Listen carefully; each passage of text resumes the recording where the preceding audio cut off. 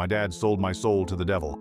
Part 2. In one swift movement, he tore open my closet door and stood up fully, revealing he was taller than the ceiling itself. He bent his neck in an abnormal way to fit under the roof. I rightfully should have been terrified at this moment, but for some reason, I just wasn't that scared.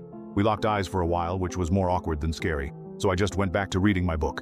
He just looked at me curiously for a while, until my dad decided he wanted to be a horrible person again, and threw open my door to yell at me for something or other. The entire time, the demon just watched. Thankfully, my dad left after slapping me across the face, but I was crying again for the rest of the night. The demon, who now looked at me with something more than curiosity, looked back at my closed door, trying to see my dad. As I did nothing but sob, the demon just sat down beside my bed, towering over me. Neither of us looked at each other the rest of the night. I cried while he just stared off in the distance, but I wasn't alone, and that was all I cared about. From then on, things changed. I wasn't just not scared of the demons, I welcomed them, especially the gaunt-looking one who sat by me that night.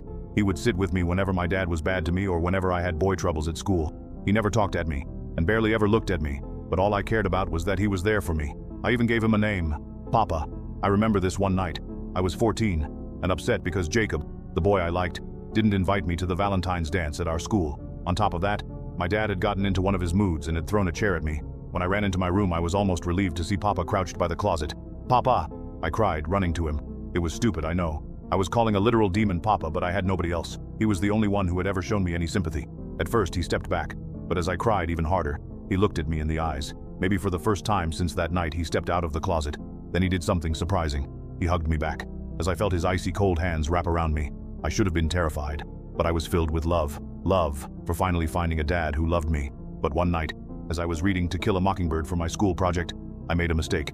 Papa looked curious, so I decided to read out loud to him.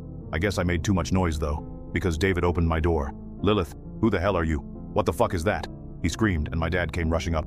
Papa couldn't hide in time, and now, Anthony, David, and my dad all stared him down. He stood up, revealing his giant stature, and David began to cry, while Anthony froze in place and my dad ran off to get a vial of holy water he had kept by his bed ever since the deal was made. Follow for part 3.